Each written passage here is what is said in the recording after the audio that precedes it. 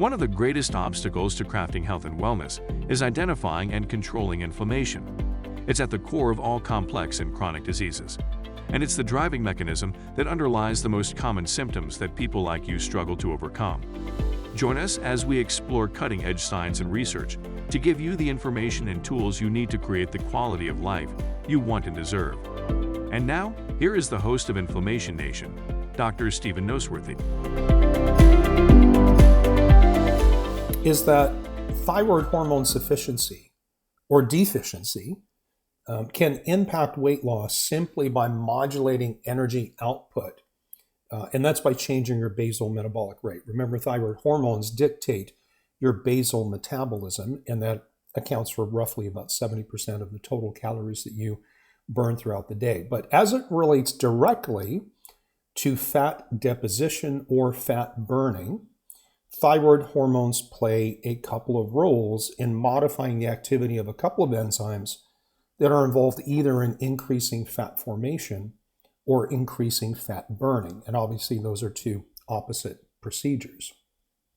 And in general, things that increase your fat burning potential simultaneously decrease your ability to make body fat and vice versa.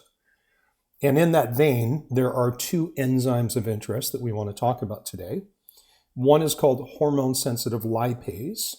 That's commonly abbreviated HSL, but hormone-sensitive lipase, which helps break down body fat in your fat cells, and then you can use that fat for energy and burn it. And there's another hormone that basically does the opposite, and that is lipoprotein lipase, and it creates body fat. And so these function as antagonists to each other.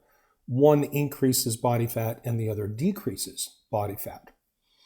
And so we have studies in the medical literature going back some 3 decades or so that shows that when someone has low thyroid hormones, that the activity of the lipoprotein lipase is increased. And that means increased fat formation. And improving thyroid hormone status decreases the activity of this lipoprotein lipase, which then reduces fat formation. And that obviously is a good thing for someone who wants to lose body weight, specifically body fat, is we need to manipulate or control or improve the balance of these two opposing forces, one that increases body fat and the other one that decreases body fat. But I don't want you to get the impression that you're either only making fat or breaking it down, as if they're mutually exclusive, because they certainly are not. And in fact, you are doing both all the time in some balance. That means either fat gain, fat loss happens in terms of a net result, or we end up with a net zero where they balance each other out. And so for every amount of fat you gain, you actually burn the same amount. And so nothing actually changes over time. And really what we're interested in is we're interested in the balance of either making fat or burning fat, again, over time. That's of the greatest interest, because it's the averages of, say, daily changes in function that sum up over time to give us something that's actually meaningful. So with that concept, you can understand again that if an increase in fat formation is matched by an equivalent increase in fat burning, everything ends up staying the same, and there's no net change in your body weight. So it's about trying to push or control these enzymes, and obviously there are other mechanisms, but we're just talking about the enzymes and thyroid hormones at this point. And so again, what we're looking for is to accomplish a relative shift in the favor of fat burning over fat formation, or to say it another way, we're looking to increase the activity of hormone-sensitive lipase and decrease the activity of lipoprotein lipase. And it's not a complete shutdown. I mean, we can't shut them down completely. That would be physiologically impossible. So just like lipoprotein lipase increases fat formation, again, this other hormone called hormone-sensitive lipase breaks down fat so we can get rid of it and then use it as a fuel source to give us energy to sustain our basal metabolic rate, and also to give us the calories that we require for whatever our general activity is, including exercise programs. And to that end, it might surprise you that thyroid hormones like T3 and T4, while they are associated with a decrease in the fat-forming enzyme lipoprotein lipase, are not really associated with an increase in hormone-sensitive lipase, which is associated with increase your fat burning. But that doesn't mean that the thyroid system does not have an impact. In fact, what the studies show is that there is a connection between your thyroid-stimulating hormone, or your TSH, and the activity of the hormone-sensitive lipase. And here's why this is important. If you are someone who's on thyroid hormones, for example, more than likely the medications that you're taking are driving your thyroid-stimulating hormone levels too low. And that's easy to pick up just by doing some simple blood work. And in fact, in many cases, the TSH level is so low in some people that you lose the impact in supporting hormone-sensitive lipase, and you compromise your ability to use fat as a fuel source.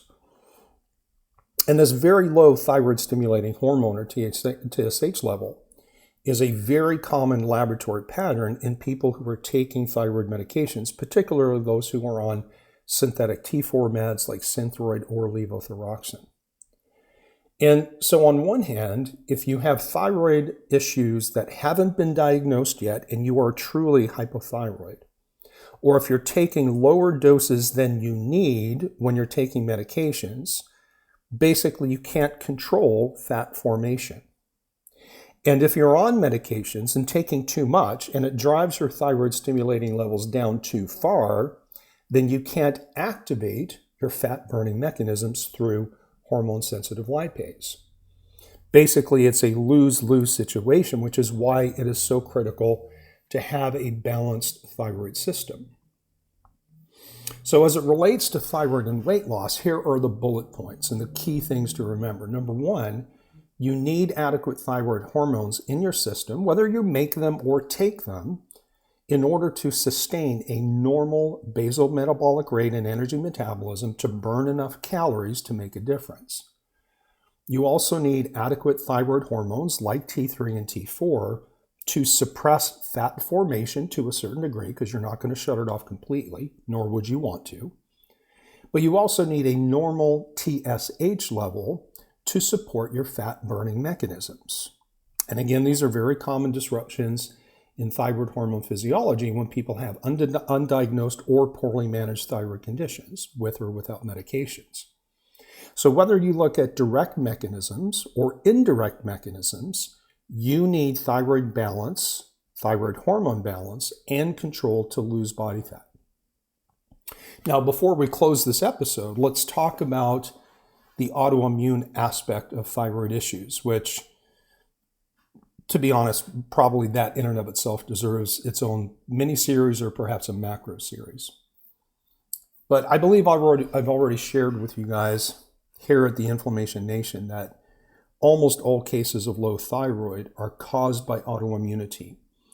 It's called Hashimoto's hypothyroidism. And the number is upwards of 90+%, and some estimates put it at 95 to 98% of all cases of hypothyroidism are due to this underlying autoimmunity. And while there's a handful of mechanisms by which someone can become hypothyroid through autoimmunity, but ultimately the most common reason why this happens is that someone carries a genetic predisposition, and then something happens to trigger that genetic potential to activate their autoimmune mechanism, where the immune system then starts to attack and destroy their thyroid gland. And more specifically, the immune system attacks the cells in the thyroid gland called follicular cells, which are responsible for making your thyroid hormones. And somewhere along the way, what ends up happening is that the immune system destroys enough thyroid cells that they simply can't make enough thyroid hormones to provide good basal metabolism to keep their cells in their entire body active at the same level of output and the same level of function. But if the drop in thyroid hormones from autoimmune destruction isn't enough, I mean, that by itself is bad enough, The inflammation from the immune attack in the autoimmunity itself is perhaps worse. And what's more, when someone goes on thyroid medications because they have become they become hypothyroid because of an autoimmune mechanism. And even if the medications correct your thyroid levels, the thyroid medication themselves and having normal thyroid levels on lab reports does not dampen your inflammation and doesn't change your autoimmunity to any great extent. Now, to be honest, there is a slight modulatory effect of thyroid hormones on the immune system. And for some lucky few people who have all their other systems working pretty well, thyroid hormones are probably sufficient. And they do quite well. But for the vast majority of people, that's not the case. And this is a problem for a couple of reasons. Number one is that inflammation can prevent normal thyroid hormones or hormone levels from having their desired impact at the cellular level through multiple systems.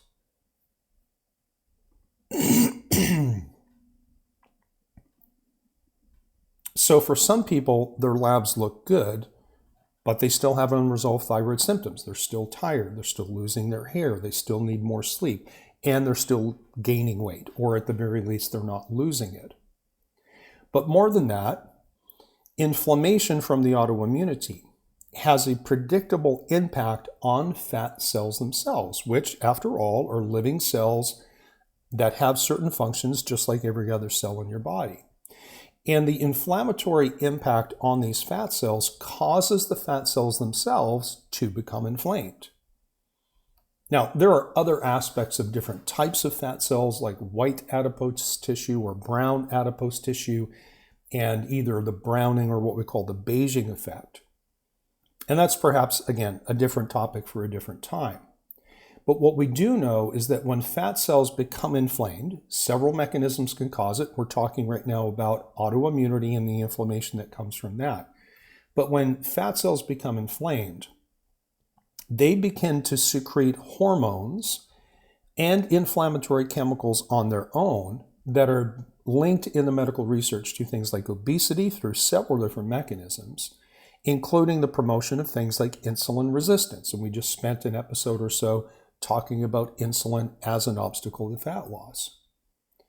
Plus, the inflammation from autoimmunity, in this case, also increases fat cell hyperplasia. And what that means is that essentially fat cells get bigger. And bigger fat cells get filled with more fat and can store more toxic chemicals, which again is a topic for a different episode. I know I keep saying that, but there's so many things that we could and eventually we'll talk about.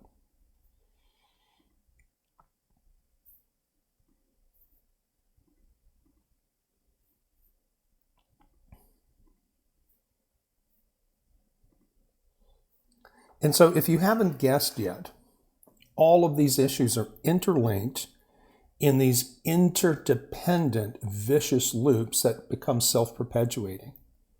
Plus, each of these obstacles that we've talked about insulin and we've talked about thyroid at this point, these things can coexist. And in fact, studies show that about 40 to 50% of women with thyroid issues also have blood sugar issues or other hormonal imbalances like polycystic ovarian syndrome or PCOS, which is mainly driven by high blood sugar and insulin surges. And so as we close, I would encourage you to not think in a monolithic fashion where you're looking for one singular reason why you're not losing weight the way that you want to. It's almost never one single thing. More than likely, you are not losing weight the way that you want to because there are multiple obstacles that are interlinked and interdependent. And as often happens with these interconnected problems, each obstacle promotes the next and it all feeds back to the first one, where you end up with this interconnected series of obstacles that are all promoting and perpetuating each other. And so ultimately at the end of the day, what most people need in terms of trying to figure out the complexity of the obstacles that they're trying to identify and overcome. People who have difficulty with weight loss need to have someone who can look at their situation the right way, run the right tests for them as individual people, interpret those tests properly, and translate all of that into some kind of a personalized approach to their ideal diet, to lifestyle modifications that would be appropriate for them, as well as nutritional supplementation programs that are all tuned to them as individual people. After all, there are no one-size-fits-all. If that was true, we'd only ever have one diet book. We'd only have one book on supporting Hashimoto's, for example, or supporting insulin resistance. There would be a handful of supplements that everybody uses to improve their health, and they all get the same outcome. But of course, that's not what we see. All right, next episode, we move on to the next obstacle, which is an increased inflammatory load. So stay tuned. Thanks for being here. Hang out till the 100th episode and beyond here on the Inflammation Nation. Thank you so much for listening to the Inflammation Nation. If you found this episode valuable, please rate, review, and subscribe to our podcast. Be the first to know when a new episode drops so that you can stay on top of your game. It also helps others like you find the answers they need. And why not head over to my main website, drnoseworthy.com, that's drnoseworthy.com, to explore my personalized functional medicine coaching programs, submit a question to the podcast, maybe take a quiz, or even reach out to me using the contact form that you can find there. We'll see you next time.